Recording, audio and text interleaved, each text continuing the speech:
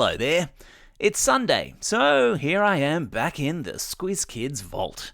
And the holy month of Ramadan kicked off this week, so it felt like the perfect time to pull out one of our most popular shortcuts. This is our Squiz Kids shortcut to Islam. Did you know that more than 2 billion people around the world are practicing Muslims? That's almost 1/4 of all the folk who walk the earth. And here in Australia, despite what some politicians might try to tell us, Muslims live side by side in perfect harmony with people from all other different religions. It is, after all, what makes Australia so great. Difference, diversity, and above all, respect and tolerance for one another. So, settle in and wrap your ears around the remarkable religion of Islam. This is a Squiz Kids podcast. Your fresh take on what's happening in the world around you.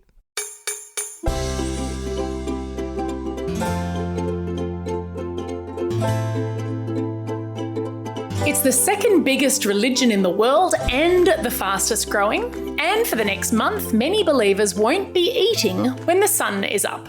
This is your Squiz Kids shortcut to Islam, the podcast where we dive into the who, what, when, where, why, and how of the big news stories. I'm Amanda Bauer. And I'm Bryce Corbett.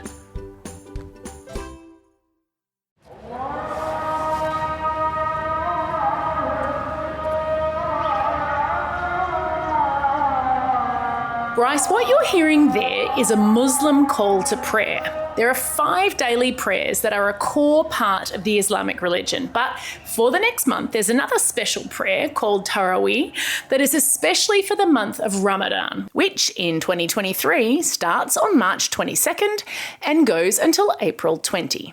Today, we'll take you through what Islam is, how Ramadan is celebrated, and why Mecca is so important. Listen carefully, there's a squiz at the end. What? Bryce, the first thing we need to do is cover off the basics. So the name of the religion we're talking about is Islam, and the people who follow Islam are called Muslims. Okay. It's the second biggest religion in the world and the fastest growing. Wow. There are about 1.8 billion Muslims in the world. Wow. I've popped a link in your episode's notes to a map that shows where the world's Muslim majority countries are, meaning that more than 50% of the people who live there are Muslim. Take a look, Bryce. Oh, well, would you look at that? North Africa, the Middle East, Indonesia, Malaysia. Yeah, and then there's this second link I've put into Muslim populations for the whole world, where you can see that we have 650,000 Aussie Muslims. That's a lot of people. It sure is, which means it's a good idea to learn more. Let's do it. Yeah. Islam is called a monotheistic religion. Any ideas what that might mean, Bryce? Monotheistic? Mono makes me think of Monopoly. Great connection. Mono is a Greek root word that means one. So, if you're playing Monopoly, you're trying to be the one person who controls all the money and the houses and the hotels. Yep. And theism is a belief that a god or gods created the universe. Aha, so a monotheistic religion is one that believes that there is only one God. Exactly. And that's one of the big things that Islam has in common with Christianity and Judaism.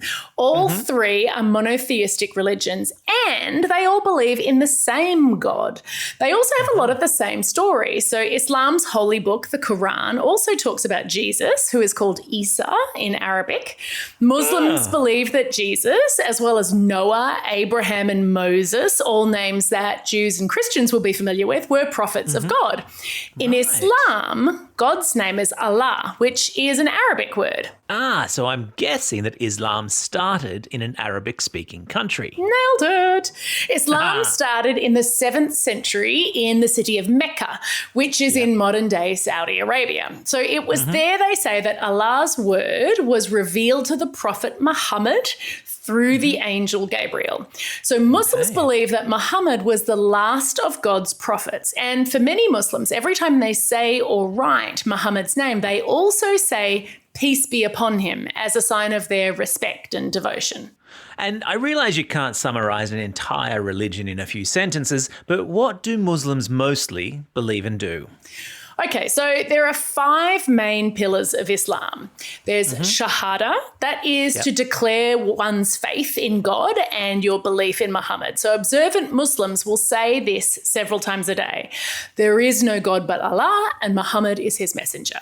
Right. So that's number 1. Number 2 is called Salat. It's to pray 5 times a day. Muslims can go to pray at a mosque, which is the name given to their house of worship, like Christians go to church and Jewish people go to synagogue, or they can actually also just pray at home.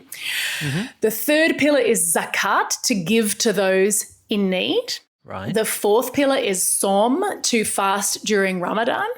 And the 5th is Hajj, to make a pilgrimage to Mecca at least once during your lifetime if you're able. Wow. I'm glad you mentioned Ramadan because some Muslim friends of mine have invited me to a Ramadan dinner. Tell me more about how it's celebrated. How? For the hundreds of millions of Muslims around the world who observe the month of Ramadan, it's a time to focus on their faith and also perform generous acts. So Muslims believe that this is the month that the first verses of their holy book, the Quran, were revealed to Muhammad. And during Ramadan, people raise money and donate supplies to help others in need, and they fast to remind themselves about those in the world who don't have enough to eat. Ah, and by fast, I'm guessing you don't mean being quick or speedy. You mean that they don't eat, right? Yeah, that's right. So we actually use that word every day when we talk about breakfast. It means break fast, meaning that you're putting a stop to the fasting you did overnight while you were sleeping. Oh, that's cool. That's a pretty easy thing to do, fast while you're asleep. But when are Muslims fasting during Ramadan? Yeah, basically the opposite of that. The entire time that the sun is in the sky, Muslims observing Ramadan are not allowed to eat. So they'll get up before sunrise and have breakfast, and then they won't eat or drink again until after the sun has set. Wow. Yeah, during Ramadan, they'll often organise big evening meals with family and friends, like the one you're going to be invited to. And after the last day of Ramadan, there's a 3-day festival called Eid. And people gather together to eat. Sometimes they'll decorate their houses, they'll exchange gifts. Cool. And what about kids? Do they have to fast too? No, so young kids, pregnant women, people travelling long distances, they're all excused from fasting. It's the same as that last pillar of Islam I mentioned, the Hajj. Muslims are expected to make a pilgrimage to Mecca if they're able, so if you're able to do these things. Yeah, sure. And Mecca is a really important place to the Islamic religion, isn't it? Tell me more about why it's important. Why? So, Bryce, when I type Mecca into Google, the first result I get is the Mecca makeup and beauty shop that's up the road from my house. I'm guessing that's not the same one. That's not the same one, no. The real Mecca, as I said earlier, is in Saudi Arabia. It's where the Prophet Muhammad was born, and it's considered the holiest city in Islam. When Muslims pray, they always make sure that they're facing the great mosque of Mecca, called the Masjid al-Haram.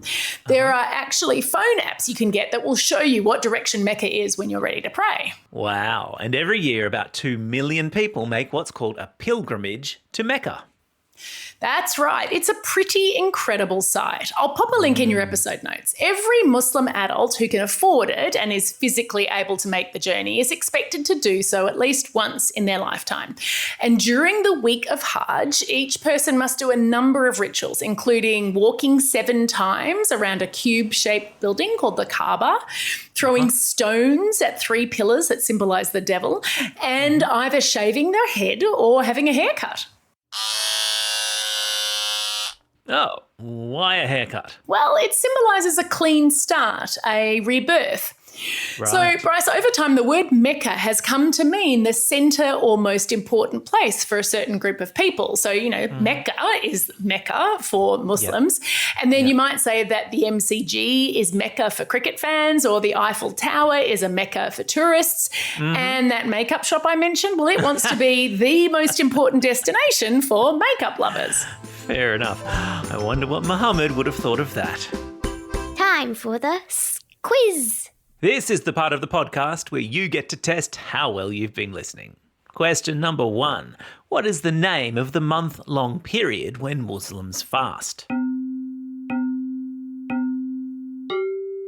That's right, it's called Ramadan.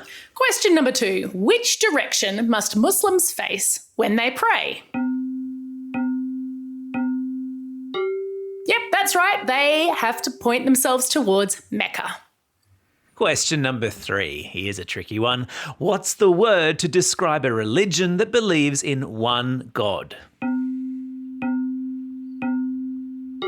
That's right. Well done. It's monotheistic.